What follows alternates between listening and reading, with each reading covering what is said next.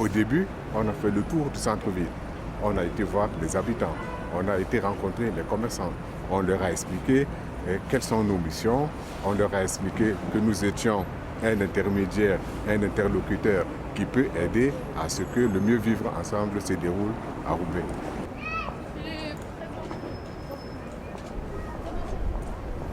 Bonjour.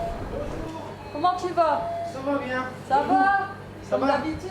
Comme d'habitude. Ouais. Ça marche. On effectue des contacts commerçants régulièrement en leur demandant s'il y a des problématiques particulières, telles que des incivilités ou des ordures sauvages devant chez eux fréquemment. S'il n'y a pas lieu, tout se passe bien, on repassera éventuellement quelques semaines plus tard. Ils sont libres de nous interpeller, ce qui arrive fréquemment. Quand ils ont un souci, ils nous interpellent d'eux-mêmes. Ou sinon, quand il y a un souci, une problématique, là on entre dans le vif du sujet et on fait le relais à la structure ou aux partenaires appropriés ou voir si nous-mêmes on peut régler la chose quand c'est un conflit de voisinage ou autre à notre portée. Les missions d'un steward sont les missions traditionnelles d'un médiateur.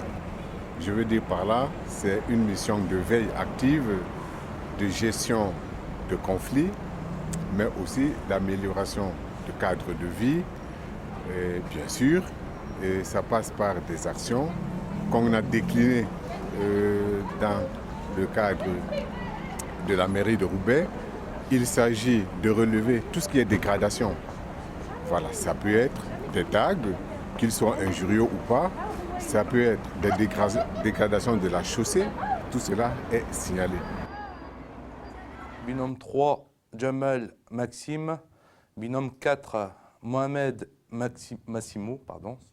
Binôme 5, Ludwig Christian. Je peux vous aider, s'il vous plaît, vous cherchez une direction, je peux vous aider. Derrière l'église, il y a une rue sur gauche. La mission, donc c'est sur 3 axes. Donc il y a la sécurisation, l'animation et la prévention.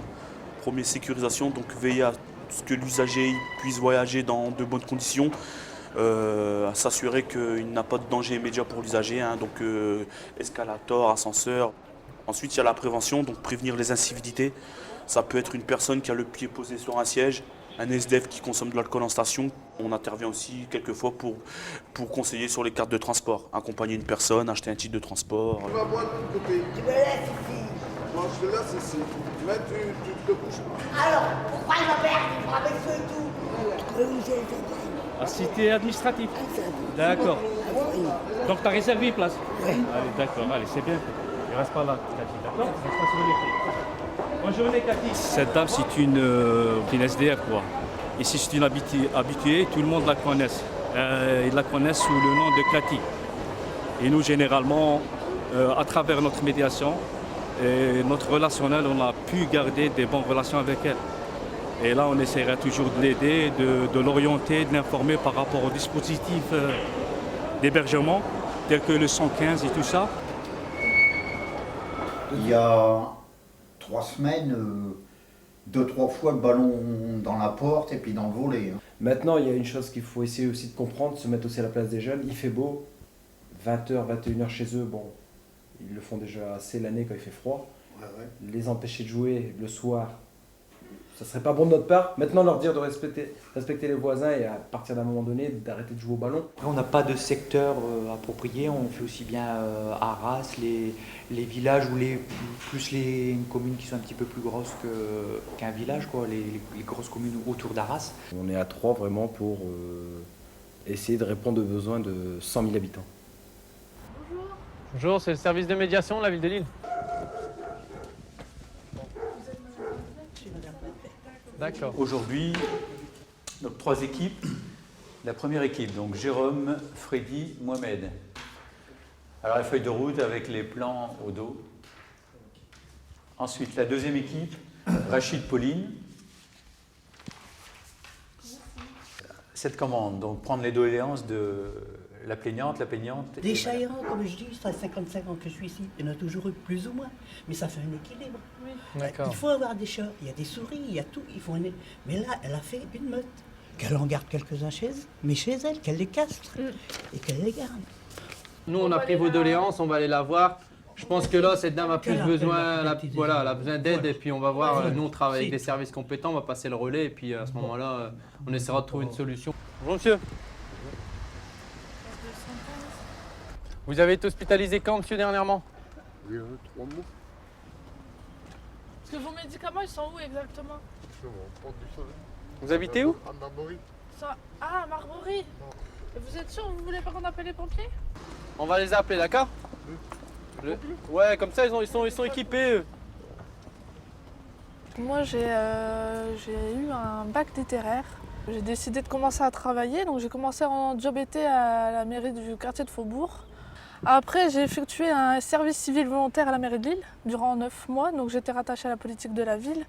Donc c'est là que j'ai commencé à découvrir ma fibre sociale. J'ai eu l'opportunité de rentrer en tant qu'agent de médiation à la ville de Lille. Donc c'est un métier nouveau, il a été créé par le maire en 2000. Moi j'ai été recruté en 2002 et j'avais aucune formation, si ce n'est la formation de la rue. En fait, j'ai grandi dans un quartier, donc j'avais plutôt cette approche avec les gens plus ou moins assez facilement.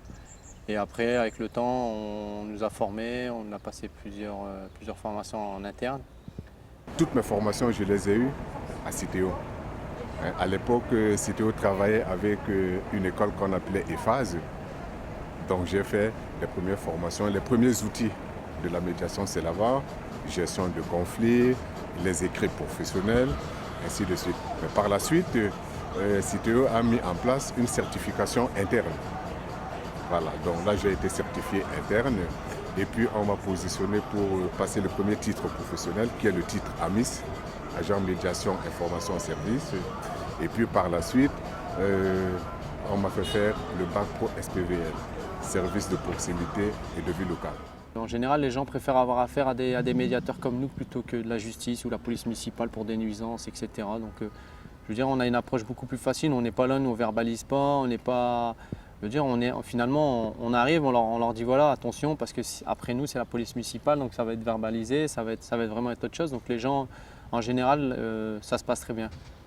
La médiation a un impact important où, comme les jeunes se sentent beaucoup en danger avec les forces de l'ordre, c'est une position de conflit automatique qu'avec nous, ils prennent le temps, ils se laissent aborder.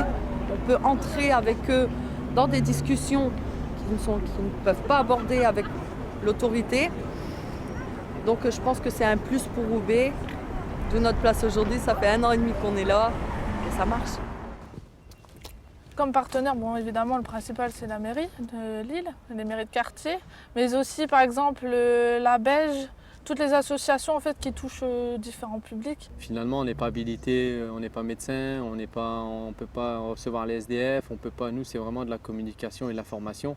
Donc il faut savoir passer le relais à un moment donné, donc il faut vraiment connaître les partenaires avec lesquels on travaille. C'est primordial.